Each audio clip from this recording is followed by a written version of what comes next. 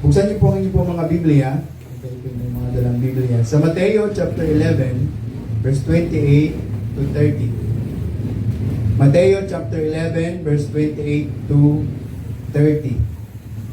Ito po ang nasusulat sa talata po na ito. Mateo chapter 11, verse 28 to 30. Sabi po dito, lumapit kayo sa akin, kayong lahat na nahihirapan at lubhang nabibigatan sa inyong pasanin. At kayo'y bibigyan ko ng kapahingahan. Pasanin ninyo ang aking pamatok at matuto kayo sa akin, sapagkat ako'y maamo at mapagkumbabang loob, at makasusumpong kayo ng kapahingahan para sa inyong mga kaluluwa, sapagkat magaan ang aking pamatok at magaan ang pasaning ibinibigay ko sa inyo. Ang ating pong pag-aaralan po ngayong umaga ay may pinamagatang ang regalo ng kapahingahan. Sa panahon ngayon mga kapatid, sa panahon natin ngayon, tila ang pagiging abala ay naging sukatan ng tagumpay.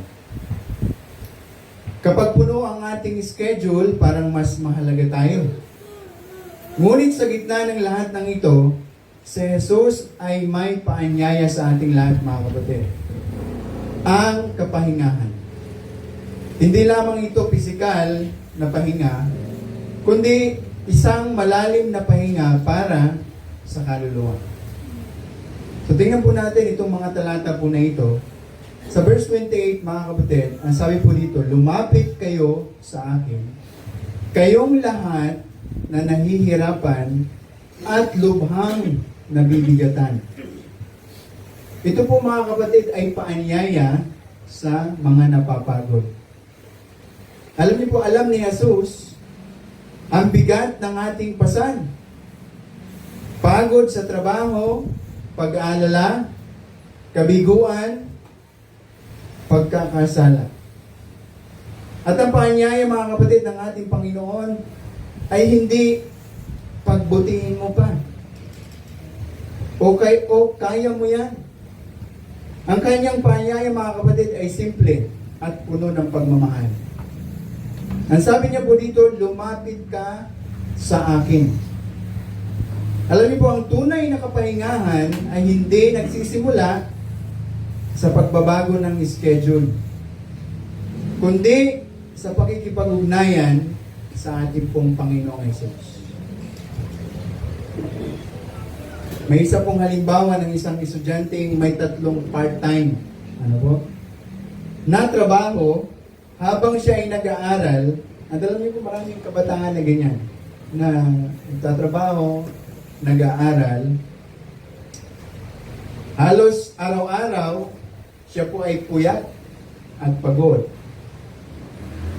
Pero isang araw mga kapatid, bumagsak siya sa klase at sinabing, ginawa ko na ang lahat, pero hindi pa rin sapat. Alam niyo po mga kapatid, ganyan minsan ang pakiramdam ng marami sa atin. Na parang bang binibigay na natin ang lahat, pero parang laging kulang. Ayun po ang naramdaman ng estudyante. Ang sabi niya, ginawa mo ng lahat pero hindi pa rin sapat. Alam po, dapat tanungin po natin ang ating mga sarili. Tanungin niyo po ang inyong sarili ngayon. Ano ang nagpapabigat sa puso mo? Meron po ba mga kapatid na mga kabigatan na nagpapabigat sa ating pong mga puso o sa puso mo? Ano ang hindi mo na kayang buhatin? Ang sabi po ng Biblia, ang sabi po dito sa talata na ating binasa, lumapit ka kay Jesus. Lumapit po tayo kay Jesus sa panalangin. Hindi mo kailangang ayusin muna ang sarili mo bago lumapit sa Kanya. Minsan, iniisip natin, kailangan mo muna ayusin ang sarili ko bago ako lumapit sa Kanya. Pero hindi mga kapatid, lumapit tayo kasi pagod tayo. Tayo po ba ay napapagod? Yes.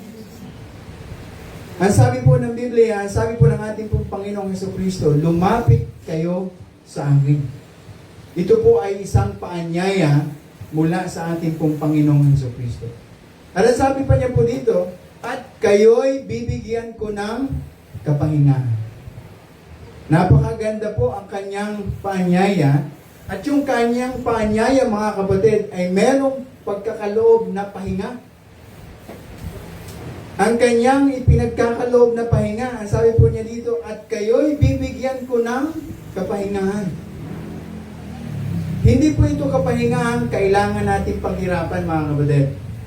O kailangan nating bayaran. Dahil ito po ay isang regalo mula sa ating Panginoong Jesucristo.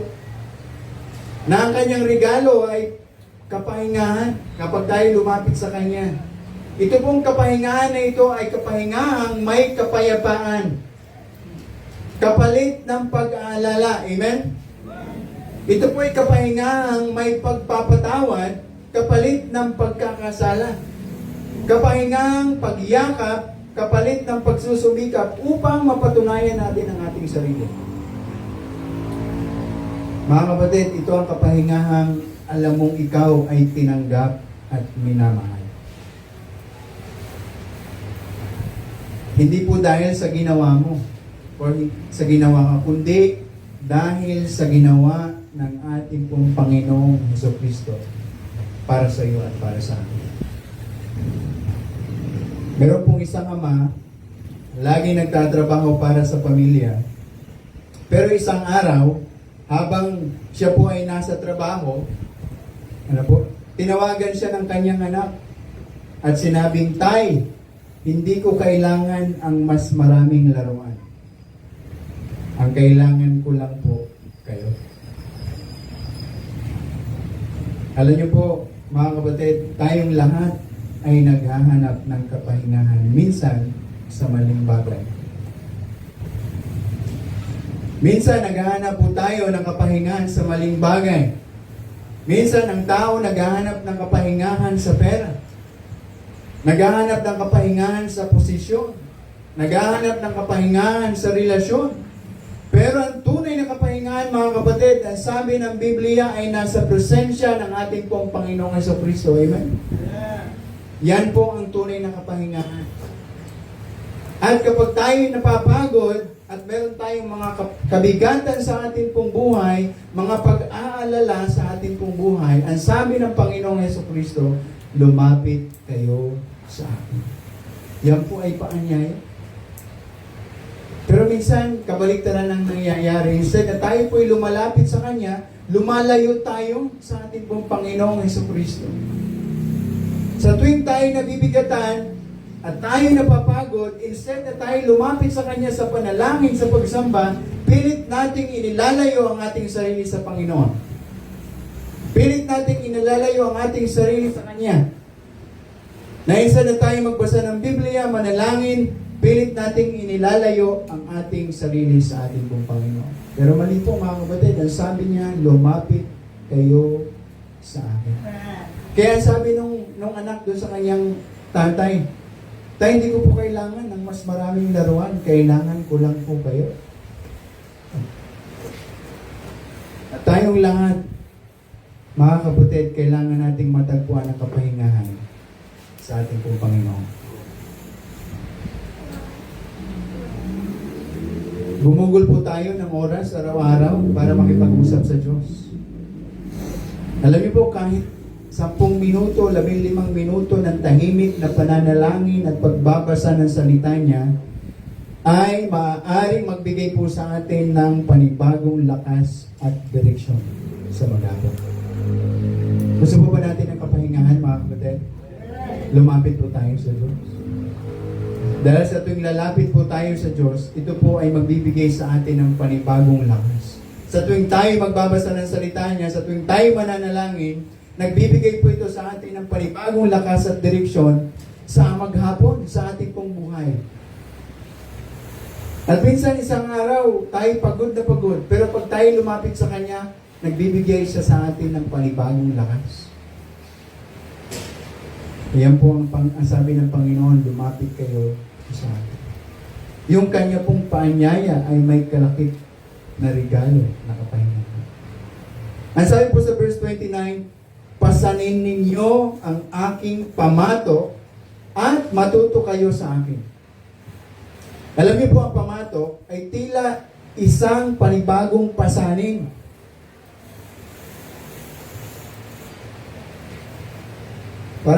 Parang sinasabi ng Panginoon dito, Lord, ang sinasabi natin, ayaw ko ng pasanin, pero bakit may pasanin dito? Ang sabi niya, pasanin ninyo ang aking pamatok.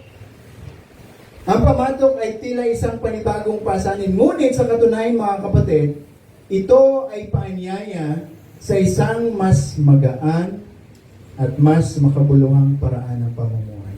Bakit po? Kasi po mga kapatid, ang mundo ay may pamatok. Ano po yung pamatok ng mundo? May pamatok po ang mundo ng performance. Pamatok po ng pressure. Pamatok po ng perfection. Yan po ang mundo natin pong ginagalawan. Ngunit, ang pamatok ni Jesus, mga kapatid, ay may grasya. Hindi po guilt ang kanya pong pamatok. Ang pamatok po ni Jesus ay may kababaang loob, hindi po pagmamataas. Ang pamatok po ng ating pong Panginoong Jesucristo ay may direksyon, hindi kalituhan. Ayan po ang pamatok ng ating pong Panginoon. Alam niyo po sa isang magsasaka, yung pamatok po ay gamit ng magsasaka. Ginagamit po ito ng magsasaka para sa dalawang baka. Kasi yung pong dalawang baka ang humihila sa araro. Ngayon yung magsasaka, lalagay ng pamatok sa liig. Ano po? Hindi sila gumagalaw ng hiwalay. Kapag may pamatok po sila, hindi po sila gumagalaw ng hiwalay. Sabay po silang sumusunod sa direksyon. Ganyan po ang gustong gawin ni Jesus, mga kapatid, sa ating pong buhay.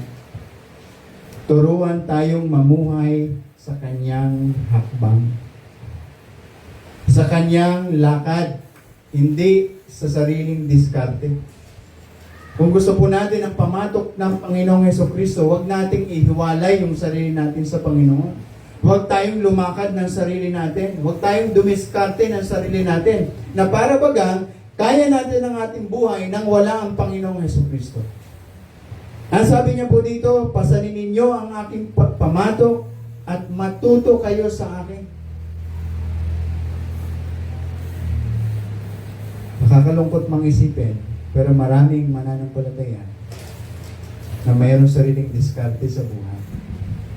Merong sariling kakayanan. Merong sariling lakad na ginagawa sa buhay, ayaw ang lakad na gustong tahakin ng Diyos. Kaya sabi niya, yung pamatok niya, pasanin natin. Ibig sabihin, parang doon sa magsasaka, yung dalawang baka na naglalakad, hindi nag-iiwalay. Magkasama silang lumalakad. At alam niyo po, kapag pasa natin yung pamatok ng ating pong Panginoong Jesucristo, kasama po natin siya sa paglalakad. Huwag po nating hayaan na mawala tayo nakasama ang Diyos. Katulad nga po ng mensahe na Sunday na si Enoch, na lumakad nakasama ang Diyos. Ano po? Huwag po nating hayaan na tayo dumiskarte, mamuhay ng ating sarili nang wala ang Diyos sa ating buhay. Ang kanyang paanyaya, mga kapatid, lumapit kayo sa akin. Pasanin ninyo ang aking pamatok at matuto kayo sa akin. Minsan tayo ayaw nating matuto eh. Hindi tayo teachable. Kasi mapagmataas po tayo sa Panginoon. Ayaw natin na tayo ituruan ng Diyos, na tayo mas marunong pa sa Kanya.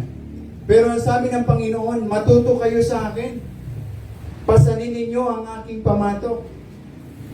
Napakaganda pong isipin kapag pasan-pasan po natin yung pamatok ng ating pong Panginoong Jesus. Yung presensya niya kasama nito. Amen? Amen. Pumili po tayo ng isang bahagi sa buhay natin. Sa buhay mo kung saan ikaw ay nagmamadali o sobra ang iyong kontrol. Pwede yung career, pwede ang ating pamilya, pwede ang ministry. Pero tanungin po natin ang ating sarili, paano kaya ako makakasabay kay Jesus dito? Hindi yung nauuna, hindi yung nahuhuli, kundi paano ako makakasabay sa ating pong Panginoong Hesukristo? Na matuto po tayong makinig at maghintay sa Kanya. Minsan gusto natin nauuna tayo. Minsan gusto natin naman nahuhuli tayo. Ayaw natin na kasama natin ng Diyos sa ating pong lakbay. Pero kung tayo tunay na mananampalataya mga kapatid, at tayo nakakilala sa Panginoon, meron po tayong desire na matuto, lumapit, na may pagpakumbaba sa ating pong Panginoon. Pero kung ikaw ay mapagmataas, hindi ka lalapit sa Diyos. Hindi ka lalakad kasama ang ating pong Panginoon. Pero sabi niya, pasanin ninyo ang aking pamatok at matuto kayo sa akin. Ang sabi pa niya dito sa verse 29, ako'y maamo at mapagpakumbabang loob. Mga kapatid, ipinapakita lang ni Jesus kung ano ang laman ng kanyang puso. Alam niyo po yung laman ng puso ng ating pong Panginoong Hesukristo? Ang laman po ng kanyang puso ay hindi matigas. Hindi mapanumbat ang laman ng puso ng ating pong Panginoong Hesus. Kundi ang sabi po dito, maamo at mapagpakumbaba. Siya po ay Diyos na marunong makiramay. Hindi po nanunumbat. Kaya mga kapatid, kung pagod ka, kung pagod tayo, hindi kanya itataboy. Lalapitan kanya at yayakapin kanya. Naalala niyo po yung prodigal son? Diba?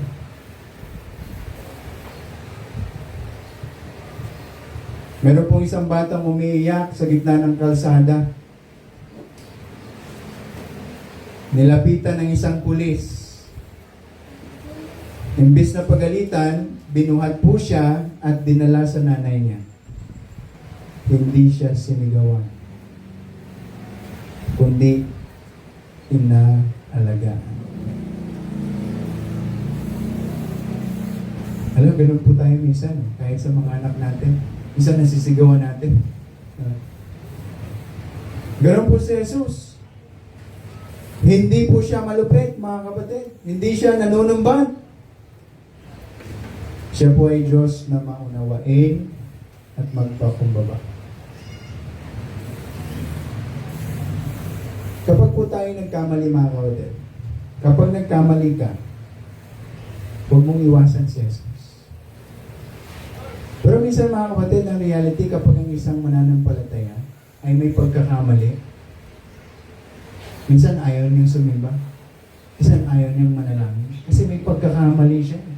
May kasalanan siyang ginawa, na instead na lumapit siya sa Diyos, nilalayo niya yung kanyang sarili. Pero kapag nagkamali ka, mga kapatid, huwag mong iwasan si Jesus. Siya ang unang dapat mong lapitan. Amen? Tanggapin ang kanyang pagyakap. At huwag po tayong matakot na tayo po'y ituwid. Tayo po ay turuan ng ating pong Panginoong Hesukristo sa ating pong pagkakamali.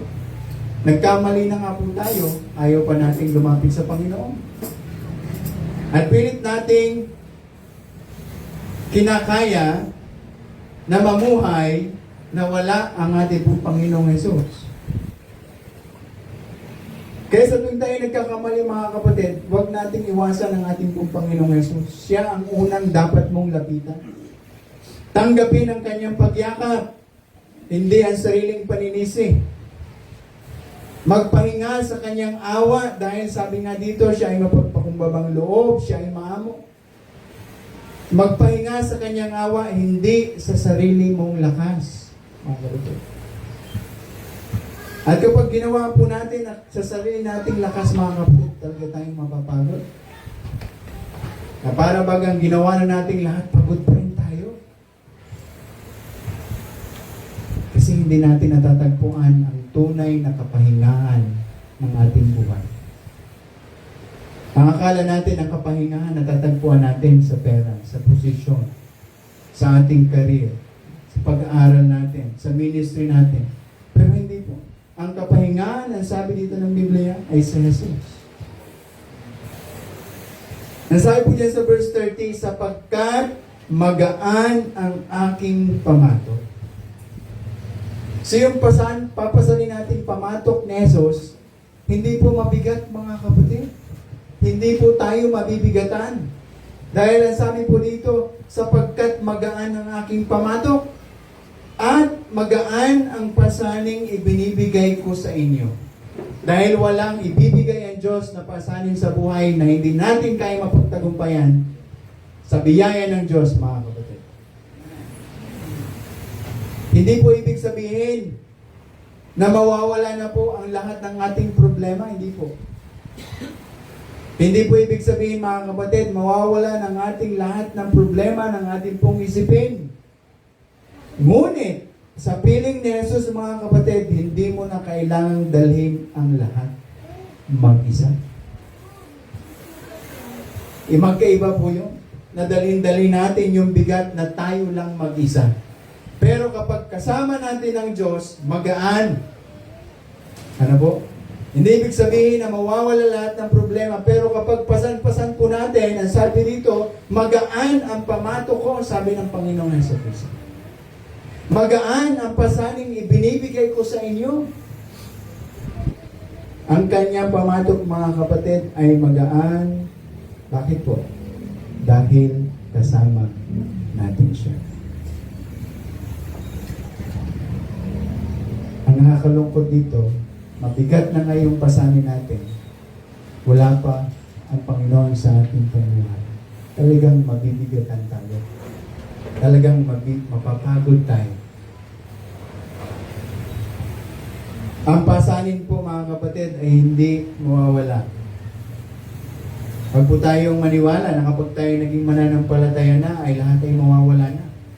Na ang buhay natin ay magiging bed of process. Hindi po. Ang sabi ng Biblia, you shall live, those who live godly shall suffer persecutions. Ang sino mang namumuhay sa Panginoon ay uusigin. So mga kapatid, ang pasanin ay hindi mawawala, ngunit ito'y nagiging kayang buhatin natin. Bakit po? Dahil may kasama ka na. Huwag mong isipin na kaya mo. Huwag mong isipin, andyan naman ang kaibigan ko, andyan naman ang tatay ko, andyan naman ang magulang ko, andyan naman ang mga kaibigan ko. Hindi po. Kapag wala po ang Diyos, mabigat po talaga sa buhay natin, mga kapatid. Pero kapag kasama natin ang Panginoon sa ating pong buhay, ang sabi niya dito, magaan. May kabigatan po ba tayo? Gusto po ba nating maging magaan ang ating kabigatan? Yung ating pong dala-dala na kabigatan sa ating pong buhay? Ang sabi po ni Jesus, lumapit ka sa akin. Matuto ka sa akin.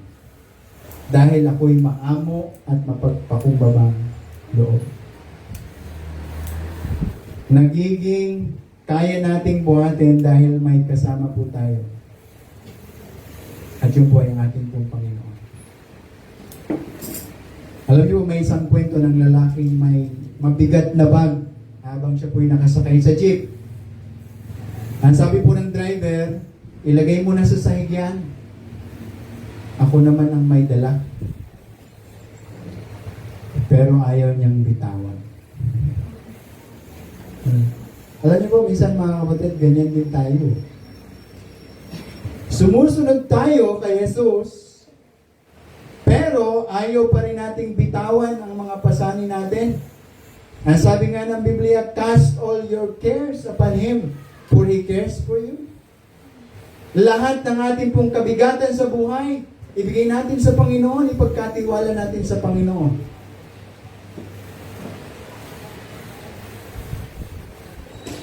Ngayon pong linggo, ang challenge po sa atin, isulat po natin sa papel, mga kapatid. ang mga bagay na nagpapabigat sa'yo. Alam ko meron tayong kabigatan. Alam ko merong nagpapabigat sa ating pong buhay. Pwede yan maging problema. Pwede ang nagpapabigat sa atin ay guilt. Pwede ang nagpapabigat sa atin ay galit sa ating puso. Pwede ang nagpapabigat po sa atin ay ang pag-aalala sa mga maraming bagay sa ating pong buhay. Sulat niyo po sa isang papel ngayong linggo, mga kapatid. Ang mga bagay na nagpapabigat sa iyo. Lahat. At ito po ang gawin natin, ano? Idalangin po natin ito isa-isa. At sabihin po natin sa Panginoon, Panginoon, ito po ay hindi ko kayang buhatin. Kayo na po ang magdala. Gusto ba nating magaanan yung buhay natin, mga kapatid, sa kabigatan natin? Lapit po tayo sa Panginoon. Huwag po tayong hayaan na magapit tayo ng kaaway na mas lalo tayong lalayo sa Kanya. Lumapit tayo sa panalangin. Lumapit tayo sa pagsamba. Lumapit tayo sa pagbabasa ng salita ng Diyos upang ang iyong bigat na dinadala ay maging magaan. Dahil ang sabi ng Biblia, magiging magaan ang dala-dala natin kapag kasama natin ang Diyos. Kapag lumapit tayo sa Kanya. Pagod ka na ba, mga kapatid? Pagod na ba ako? Pagod ka na ba? Opo, Pastor. Ano po tayong mga bigat na dinadala sa ating pong buhay? Pagod ka na ba, mga kapatid, sa dami ng responsibilidad? Pagod ka na ba sa kabiguan sa buhay? Para bang maraming failures na iyong nararanasan? Pagod ka na ba sa pakiramdam na para bagang hindi ka sapat? Napapagod tayo. Pero narito ang paanyaya ng Panginoon, mga kapatid. Lumapit ka sa akin. Huwag kang lumayo. Lumapit ka sa Diyos. Huwag mong hayaan na mas lalo kang lalayo sa Panginoon dahil sa mga kabigatan mo, dahil sa mga binubuhat mong kabigatan sa iyong buhay. Dahil mas lalong bibigat yan kapag lumayo ka sa Panginoon. Pero kapag tinanggap mo yung paanyaya niya na lumapit sa Kanya, sabi niya, pasanin mo yung pamato ko ay magaan. Kasama mo siyang lalakbayin ang buhay. Bibigyan kita ng kapahingahan. Ito po ang pahingang hindi may bibigay ng mundo. Amen? Hindi po kayang ibigay ng mundo.